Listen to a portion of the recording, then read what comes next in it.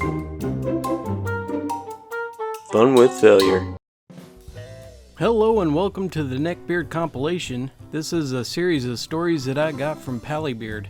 These are the 5 stories I was able to compile, so I hope you enjoy them. So without further ado, here we go. I first met Palabeard at a club for writers at college, and while I didn't dislike him, I wouldn't have called him a friend. Though nothing really bad happened until I got into D&D. I got a whole bunch of free D&D guides online, like the scumbag I am, and made up a campaign as soon as some of the members of the club said they were interested in playing. Palabeard, of course, jumped at the opportunity. At first, he was tame enough. Sure, he was massive, pale, he could probably be mistaken for a small moon, and he had a vaguely foul smell about him, but I normally don't judge. So we start playing, and everything is happy fun times. One of the other players, we'll just call her H, was a lesbian in real life, and was playing a lesbian ranger in-game. Palabeard chose to play a female dwarf paladin. As we play though, Palabeard becomes more and more interested in role-playing with H's character. Then the worst happens. He tries to start a romance. Examples of his conversation was as follows. Palabeard: Let me go first, H. I will always protect you. Oh, it'll be okay, thanks. A creature as innocent as yourself? You should never be in harm's way. These conversations only got worse, culminating in a note left to H's character that went along these lines. I know I've made mistakes with you, but know that I've always loved you. More than anything, I can only pray that in the afterlife, we will reunite. I love you, H. Worse yet, he tried to read this note aloud at the gaming table. Thankfully, he showed me the note beforehand, and I, having tried my best not to vomit, instead made him pass it to each character that found the note, then try to relay the information to H's character, who was illiterate. Aside from the horribly awkward romance that he forced into the game, he would also complain and get upset whenever his character was hit, or miss an attack. He would often scream out, I never do anything, or paladins are worthless. Then one day after a session, he gathered up his lumbering mass and shuffled over to H. He looked up at her with a smile akin to the Cringe after stealing Christmas and said, You know, if we ever get to the end of this adventure, and my character has to die, my character's gonna run right up to your character, and she's gonna give her a huge kiss, right before running off to meet her fate. To which H simply flushed red with embarrassment, then quickly mumbled out, Oh, that's nice, before running out of my apartment where we held the games. I have many more Palabeard series, and they only get worse, including his development of several characters in his head, which he would slip into and out of the game for fun. Welcome to the next installment of Palabeard, The Cringe Awakens. Let's go ahead and introduce the characters. Me. I'm 20 years old, and I'm constantly amazed with Palabeard's pure cringe factor. Palabeard. Palabeard. He's about a year or two older than me. His hair is short and brown, and while he has no beard, his slick and gorged chin could easily be mistaken as a fleshy beard. His hygiene is alright at best. He doesn't radiate an aura of stench, but when you draw near, several unpleasant scents begin to emerge. The killer is his breath. I'm fairly certain he could kill a small elephant with it. Also, I gave him the nickname Mini Moon, because as big and as round as he is, and also as pale, you would definitely mistake him as a small moon. Then we have Ranger, formerly known as H. She's about 21 or 22, very much a mom friend. She's shortish and attractive. She also happens to be a lesbian. Then we have Bald Spot, former best friend. He's about 19, and he hates Palabeard more than I do. And he's really tall, and he's a bit of a jerk, hence former best friend. Now that that's all settled, let us delve further into the madness of Mini Moon's behavior in and out of the world of D&D. After several creepy failed attempts at romance with Ranger, I've had enough of Palabeard's antics. He became worse and worse at the game, getting enraged at the lack of contribution to the party. He would say, This class is stupid. It doesn't do anything. Please note, I offered help with him to pick his spells, but he would insist, saying, I've done this before. I don't need your help. but he would continue to pick worthless spells, and he would just get angry every time he accomplished very little in combat. Then he asked if he could make some small changes to his character's backstory, so I would say yes. Instead, he would rewrite the entire backstory, which ruined about 3 to 5 hours I put into designing his character's questline. When I mentioned that he just threw out a ton of work that I put into it, he would simply say, "Well, you need to learn how to improvise. I could do it much better." Spoiler, he can improv as well as a rock. Also, about half of the time, I'm always improvising because all my players are doing some kind of crazy insane stuff, and it's fun. Not only was he a total jerk, but his cackling laughter, it radiated for miles. Okay, maybe not miles, but my neighbors 2 houses down, they heard his high-pitched annoying cackle. Here's the things he would laugh at. 1. His making of his own lame jokes.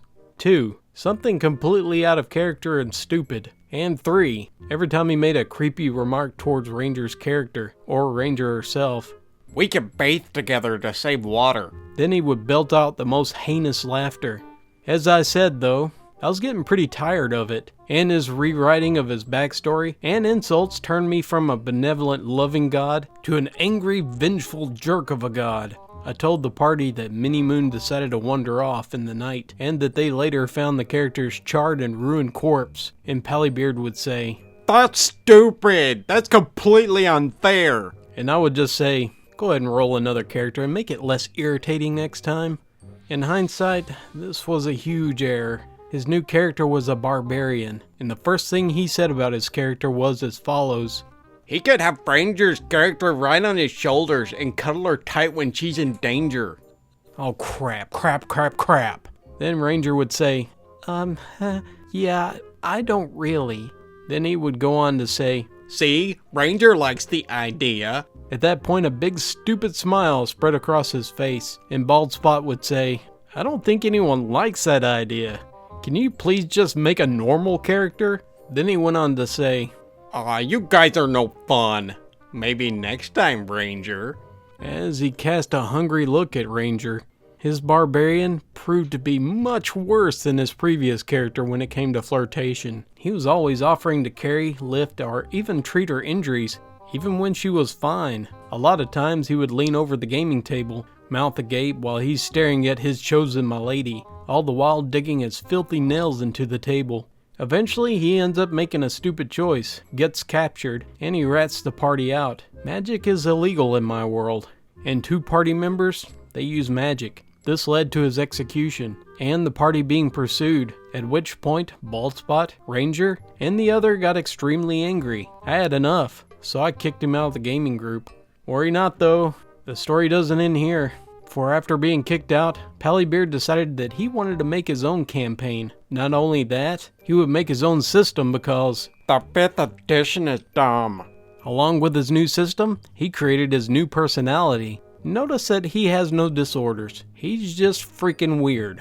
But we'll leave that story for next time. To be continued. Let me introduce the characters.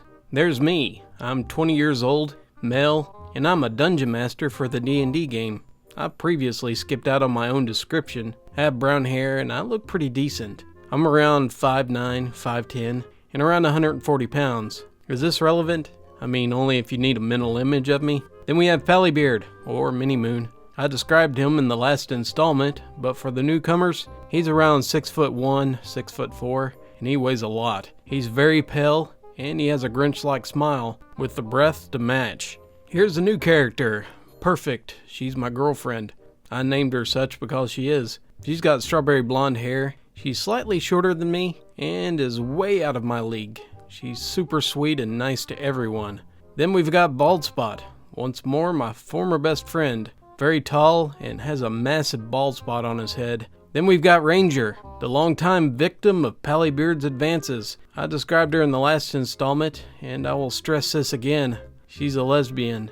Lady Charlotte, a personality invented within the mind of Palabeard for his D&D campaign. Originally meant to be an NPC, she quickly took root into Minnie Moon's mind and has since infected what I estimate to be about 35 to 40% of his brain. Now for the story time. Boy oh boy. Have any of you ever seen The Butterfly Effect? It's a pretty okay movie, but the main character keeps trying to fix things and makes them worse. That's how I feel when I'm dealing with Palabeard. So I kicked him out of the D&D group. I was hoping that would send a message to him, such as, cut that creepy crap out. I mean, be respectful to people's wishes. Instead, it prompted him to declare, E5 is stupid. And thus began his fall from simple cringe to utter madness. He set about on his own tabletop system, then he insisted that everyone in my group participate, and to read through a system that he made. At first it didn't seem so bad. Of course his system had some classes and races horribly overpowered, and he would just ignore anything said about that. But for a brief moment, I thought I may enjoy it. Then he began making NPCs. Now, I myself normally make a few political figures and then make other NPCs in session, or according to my players' backstories. Palabeard simply decided to make all the NPCs he wanted us to interact with right off. Thus, Lady Charlotte was born. In the beginning, he would simply refer to her as a quest giver. Then he started speaking in her voice, a shrill, overly joyful, bad impression of a female voice, who would lead every conversation with, "Oh, hello, darlings." Then he would arch his back straight up and wave his right hand about and spoke as Lady Charlotte. Dear God. He would then flirt with us, all of us, as Lady Charlotte. Then he would spam the group chat with paragraph upon paragraph of dialogue from her, and how she was open to all sexual taste, my darlings. Here is recorded for you the simple conversation during this time. "Oh, hello, darlings." Waving his hand around as he lumbers toward our position. Hi, Palabeard. Look, maybe you could lay off the... "Oh, please, darling, call me Lady Charlotte." I kid you not. These words came out of his mouth. "Dear Ranger, why don't you sit next to me, so that we can get to know each other better?" Then he broke from the facade for a moment to unleash a hideous cackle. His prey squirmed underneath his stare. Palabeard, seriously, stop, please. "Oh, come, darling. Everyone needs some loving, and you're so lonely." He sat down next to Ranger and he set his iron gaze upon her, his hungry mouth agape as he cornered his helpless victim, his slimy tongue tracing his teeth. I knew only one thing that could possibly save her from the advances of this new hybrid creature. Hey, Lady Charlotte, why don't we go get a coffee and a cookie? I'll buy. I know, I was endangering myself, but what is a GM to do without his players? His gaze shifted from Ranger to me, his eyes narrowing and his Grinch-like smile taking to his face. "Why, how could I refuse such nice manners, darling?" With a look to Ranger, I gave the facial expression that said, I'm screwed. Pray for me, please. Have a nice day. I'll see you at the Writers Club. Then I walked off to buy coffee and a cookie for this lumbering She-Hulk behind me. He maintained the Lady Charlotte impression the whole time. I nervously shuffled back and forth and gave a brief, alright, before running off. Bald Spot also got a good deal of attention from Palabeard's alter ego, and he was also getting hit on, with Ranger and I. Enters Perfect. She stormed into my life and surprised me by asking me out after American Lit one day. We hit it off after 3 dates, and we declared each other boyfriend and girlfriend. It was grand old times. It still is. I'm going to propose to her soon. And I was introducing her to all of my friends. I intentionally kept her from Palabeard as long as I could. But alas, dear reader, it was all in vain. As Perfect and I sat, talking over coffee at the library, the shrill cry came, "Oh, hello, darlings!" Yes, he actually introduced himself to my girlfriend like that. "Oh, who is the pretty creature?" He swept his back low and he held out his hand to Perfect. I shot him a glare that could melt through a concrete wall, and I cut in and I said, Palabeard, if you ruin this for me, I'm going to tear your head off and crap down your neck. Could you please not do that right now? Please just be yourself. Maybe there is a God after all, because he dropped the Lady Charlotte voice. "Oh, alright. You're no fun, though." Yeah, I'm the killjoy, right? "I don't think that you should date such a loser like him. I mean, he doesn't dress well, and he has poor taste in anime. I mean, I can't believe you'd want to be with him. He's so bony. He can't be comfortable to snuggle with. I'm really nice and plump." Perfect then said that she was perfectly happy with how I felt when being snuggled. Palabeard then went on to insult how I dressed. Collared shirt with a t-shirt underneath and jeans. Please note that he wore t-shirts with holes and sweatpants. Then he insulted my personality. Yes, it's true. I have problems making emotional attachments to people. And before Perfect, I was genuinely disinterested in dating. This went on for about 30 minutes as he kept making creepy glances at Perfect. She kept refuting what he said about me before she just flat out said, "You seem like one of those people who says girls won't date you because you're too nice. Do you own a fedora by chance?" Let me tell you, we had been dating only about a week or two, but I got the vague feeling right then and there that I would never find a more perfect woman. I am normally really nice. I am. But I burst out laughing when she said that, and Palabeard simply got red in the face, then sneered, Well, I have a fedora, but it won't fit, before walking off. In the end, his campaign failed. He still uses Lady Charlotte at times in the Writers Club, but he stopped talking bad about me in front of Perfect, and he has been pretty manageable since. Ranger still suffers from him on occasion, and Baldspot has avoided him. He leaves me alone though. Now I know you're all worried that this means no Palabeard stories, but don't. I have plenty more from the times in club and outside, though I do fear that none of them touch the mark of Lady Charlotte. Until next time, enjoy.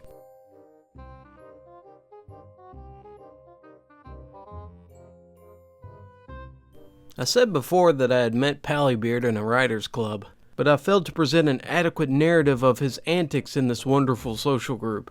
Please keep in mind that it's a writer's club, so most of the people there have a varying degree of social awkwardness anyway. However, most of them understand that there is a line that you should not cross, and they don't cross it. Palabeard? Of course he does. My first year in the club was my first year at college, and as such, I said very little, and I was just simply listening to the stories that the people had written and were sharing. Palabeard had this saying about writing epic poetry, which ended up being very dry, repetitive, and far too dense to actually enjoy.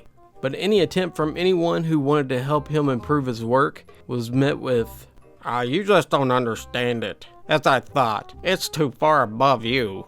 Or some bullcrap like that. So the end of the freshman year rolls around and we have the elections for club president. I run because, hey, why not? I mean, why shouldn't an introverted, insecure, and overwhelmed person not make a great president? Guess who runs against me? Palabeard. I talk about how the club is a safe place for writers to share their works, and how I want to help to keep that running. He drones on about what can be summed up as him saying, I have the best qualifications, because my having my major in education and being able to handle children, and plus I'm a lot older than my opponent. Besides, it'll make a great addition to my resume. Through his entire speech, he's looking down on everyone, and he tries to give me what I imagine he thought was an intimidating stare. In reality, it was simply just borderline creepy, as he attempted to imitate a growl, which required his great blubbery chin to curl, as yellow teeth beamed from his putrid mouth. Needless to say, with only two options, many voted to put me through as president, and to risk an inexperienced person in office over an insufferable Neckbeard. My win would forever ingrain in Neckbeard's mind as an inferior underclassman who tricked everyone into electing me. So as president, I make a few simple rules. 1. No verbal discussion of politics. 2. Don't be a jerk. Palabeard constantly tried hard to break both. I managed to double the size of the club, so we had a large number of new people. We went from 12 members to 25, so our meeting room was pretty cramped. Palabeard would constantly whine about how, if only the president could get us a bigger room. God, I can't move, and it's way too hot in this tiny room. Eventually I fought with the campus life office and I got a bigger room. Then Palabeard began hunting for a mate. He found himself lonely and desiring a woman, and obviously the best hunting ground was the club. Palabeard has very specific requirements though. 1. She must be pro-GMO. 2. She must be pretty. If only he would expect that of himself. 3. She has to be liberal. 4. She absolutely must at least like 75% of the same things he does. Seriously, that's his rule. And 5. She must not drink or party. I assume that you can see why his hunting was normally fruitless. But he managed to find 2 new members who met his criteria. But did he just, I don't know, ask to coffee or a friendly conversation? No, that would be ridiculous. In fact, when I gave him that advice when he asked me about women, he replied, That would never work. If I tried that, I'd die alone. Haha, I'm engaged now, loser. Admittedly, my fiance asked me out for coffee, but still, I'm not dying alone. So instead of doing the normal thing, he would just stare at them for an uncomfortable amount of time, stand really close to them during snack breaks, and then spam them on Facebook Messenger. He ended up driving away both of the girls, and neither ever returned. Not only did he drive away the new members that I worked so hard to draw in, he also constantly tried to bring up politics. Despite everyone telling him to stop, he would also try to order the new members around, which meant I had to constantly step in and remind him that he wasn't even an officer of the club, and that the club isn't a draconian dictatorship anyways. Palabeard would often share his stories in club. Many of them used excessive verbiage and had see-through plots. He also had the annoying habit of eating loudly when others read, and using his hideous cackle while reading ahead in the works that people posted.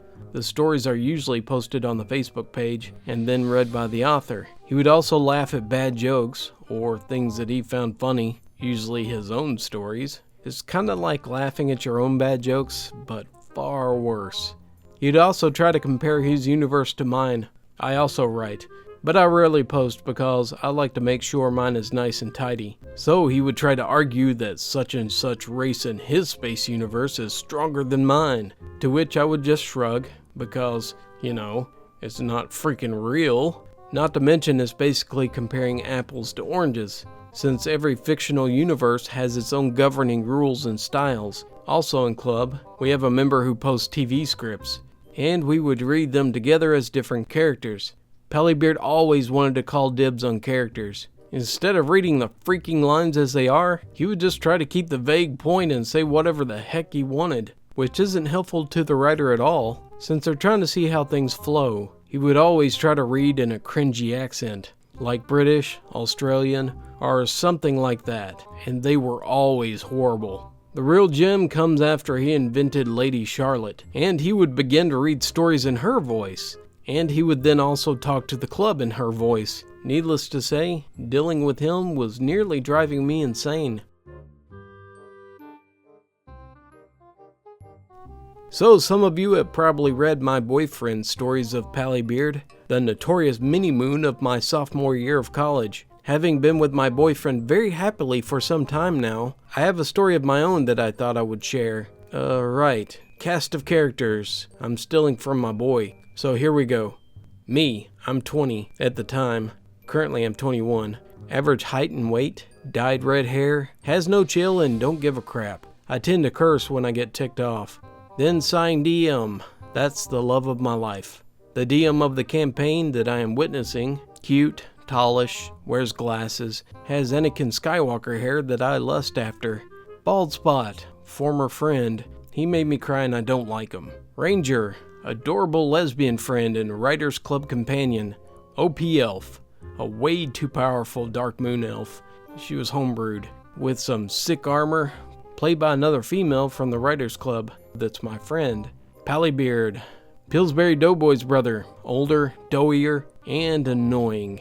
Kevin, my roomie. He's my best friend from high school. He's a really chill nerd and he loves Dota. He also DMs online for a long-distance game of D&D. This was made up of people from around our hometown. He's my bro.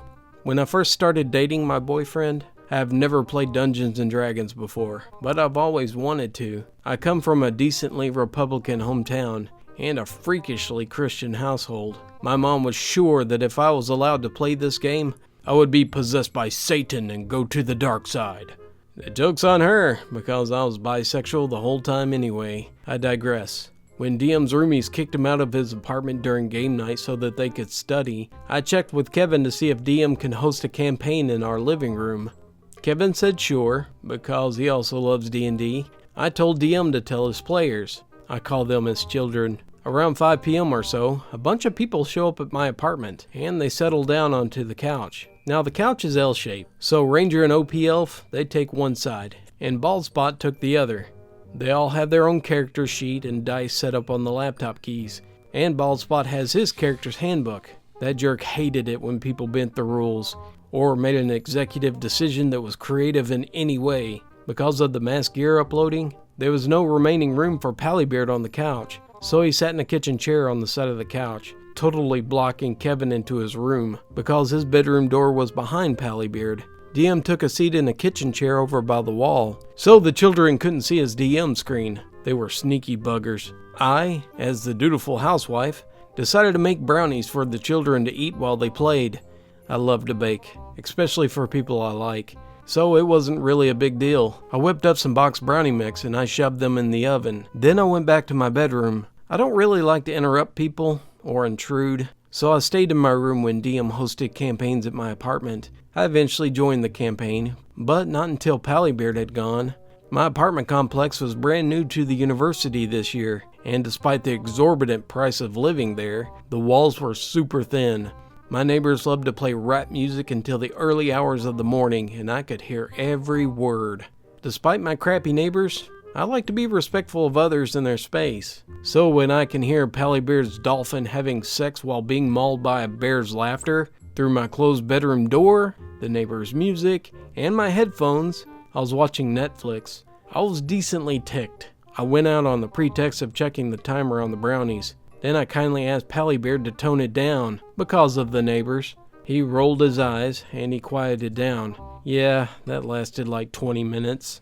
For those of you who have never played Dungeons & Dragons, meetups to play can last hours. Our record is 7 hours. Anyways, it has been a couple of hours at this point, and Palabeard was getting exponentially louder and more irritating. SighingDM, he's a really good storyteller and very animated. So playing with him is a blast, because you feel like you're so into everything you do, except for freaking Palabeard.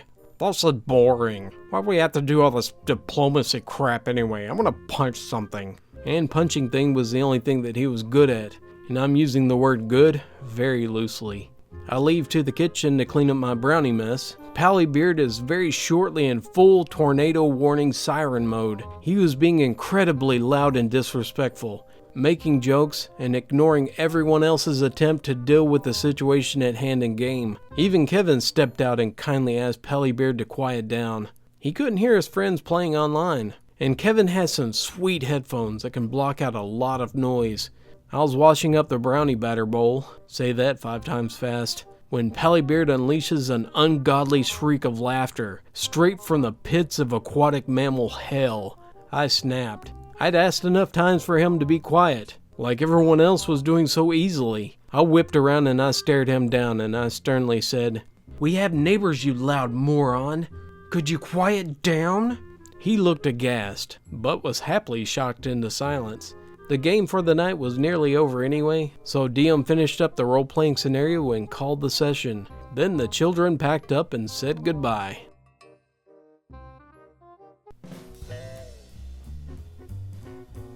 Thank you very much for joining me.